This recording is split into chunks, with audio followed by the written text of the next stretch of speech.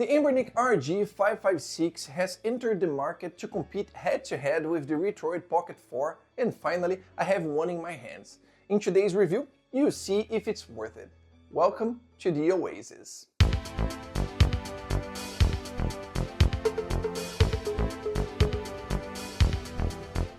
Just a quick unboxing, we have the handheld, of course, manual, screen protector, wipes, and a USB-A to USB-C cable. Usually we have more color options for these devices, but this time Anbernic has given us only two choices. This translucent blue, which I found quite nice, and mind you, I'm someone that doesn't like transparent casings. And we have a more traditional black color. But putting the looks aside for a moment, what do we have inside? A T820 chip, which is new in these portable consoles and a good upgrade from the T618 that has been widely used in this market. It has 8 GB of RAM and 128 GB of internal storage with a memory card slot. One of the main attractions is the 5.5-inch AMOLED screen, which technically is better than OLED, and it really grabbed my attention during first impressions. Additionally, we have Bluetooth 5.0, Wi-Fi with automatic updates, a 5500 mAh battery and vibration motor. And as a must in these new handhelds, it features analog sticks with Hall sensors to prevent drift and magnetic pressure triggers. Although it doesn't have an HDMI output, it supports video out up to 1080p through the USB-C port. Anbernic was kind enough to send me the 556 full review, but nobody from the company saw this video before I uploaded. The opinions you see here are mine, and that's final. The 556 is priced at $185 plus shipping on the official Anbernic website, which in my opinion is a fair price for this device. I've left the purchase link in the description for you. And if you have watched this video up to this point, don't leave just yet. Take a chance on the channel and hit the like button and subscribe. Much obliged. Starting with the D-pad, it completely deviates from Anbernic's standard we're familiar with. It's quite different from what we're used to. It's smooth and glossy, reminding me of the D-pad of the Steam Deck. It's very soft and responsive, but it suffers from severe false diagonals. For comparison, look at Sonic on the Retroid Pocket 4 Pro. I press down and move the D-pad from side to side and the character doesn't move. Now look at the 556. Sonic wiggles and can't stay crouched. This could be a problem for some games, but surprisingly, it performed very well in Street Fighter 3. The moves flowed very naturally. And since it has a smooth surface, playing for a long period of time won't chafe your finger. It has a medium travel, and when pressed, the buttons rest above the casing.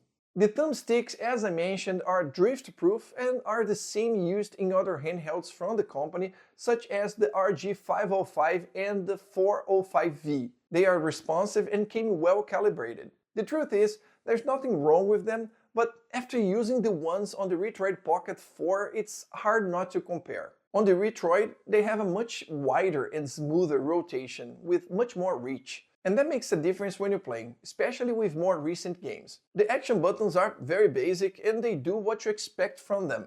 After making some comparisons, I noticed they offer a bit more resistance than other models, but this didn't interfere with gameplay. They are smooth and glossy like almost everything on this handheld. They have a medium to long travel, and when pressed, they also sit above the shell. The shoulder buttons are stacked as we find in an Xbox controller, for example. And thank you very much Anbernic for that.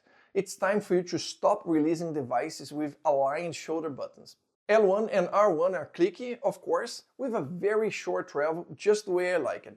As for the pressure triggers, they have a medium travel and also came well calibrated, perfectly suitable for cloud streaming. The build quality is excellent, but there's something odd here. I don't know if it's because of this glossy, transparent casing that gives the impression of something cheap. The truth is, the finish is great and everything fits together very well, as you would expect from an Anbernic product. But if I had to choose again, I think I would go for the black color. Moving to ergonomics, besides this screen, is one of the biggest positives of this machine. In my opinion, to be perfect, the right analog stick should be up here, but really, I can't complain. It's light years ahead of other devices from the company and even the Retroid Pocket 4.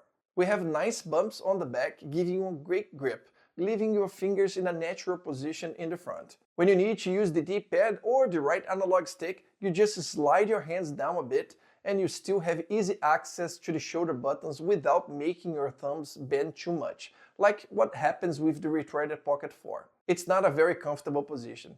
As for size, it's 22.5 centimeters or 8.85 inches long, 10.5 centimeters or 4.13 inches tall, and about 3 centimeters or 1.18 inches thick. Here we can see the size compared to other devices.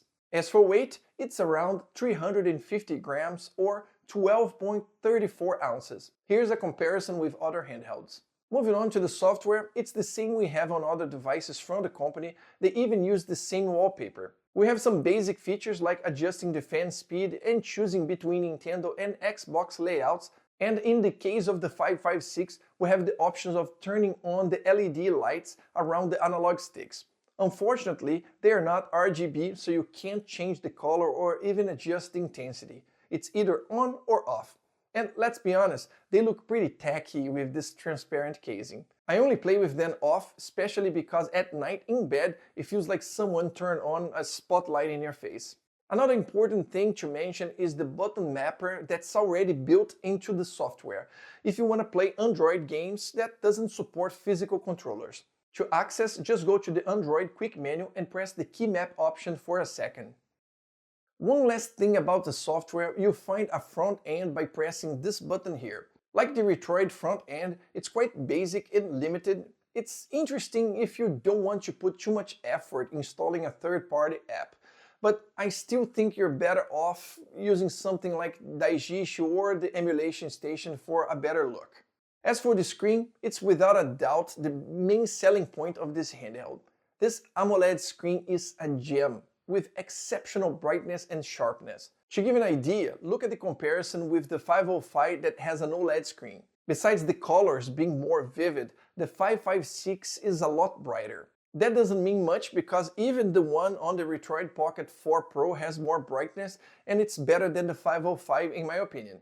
And comparing the 556 with the Retroid Pocket 4, we definitely see more brightness and saturation on the Anbernic console. Plus, the 5.5 screen versus 4.7 makes all the difference for a more immersive gameplay. Now, let's test some games.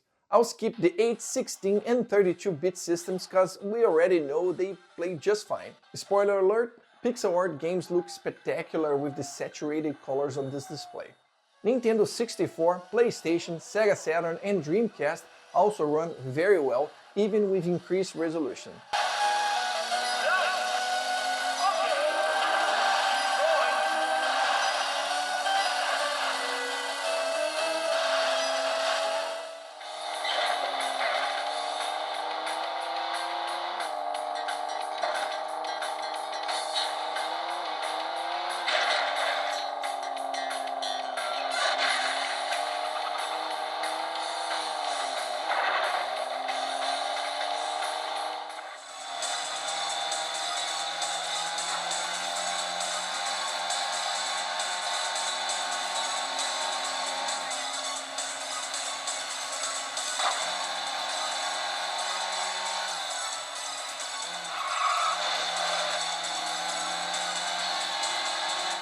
PSP is also not a problem and takes advantage of the widescreen display.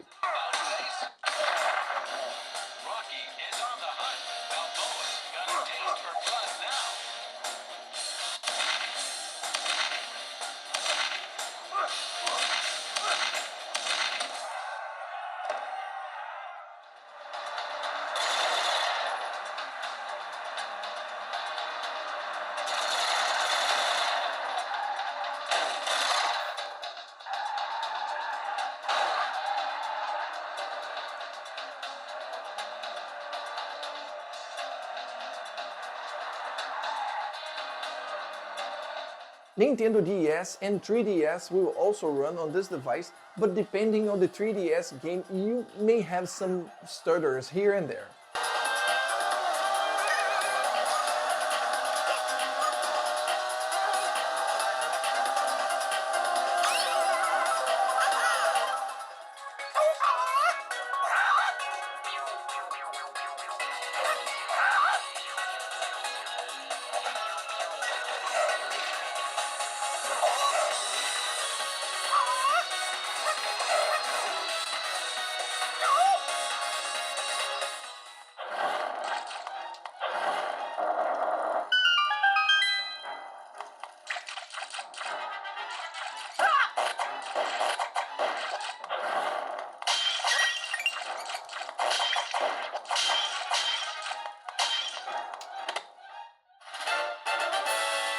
The PS Vita emulator is still in early stages, but we are getting constant updates. Many compatible games will run here.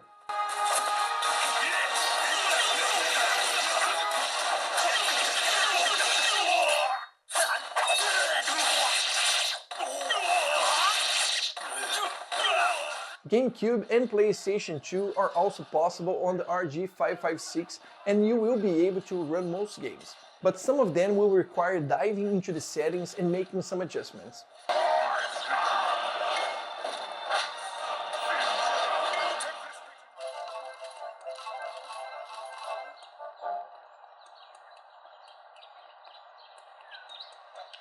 Must never run again. Coming through.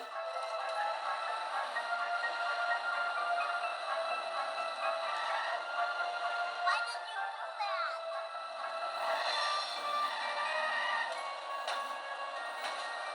You're not gonna get more?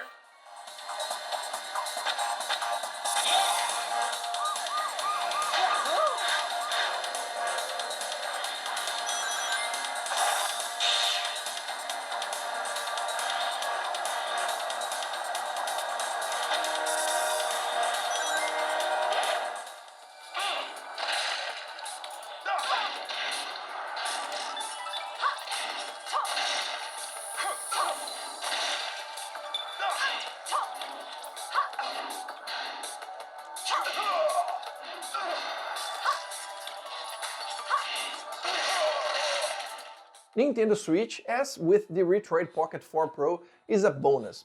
Whatever runs, it's a win. If you're interested in Switch on this device, I recommend only 2D games and simpler indies.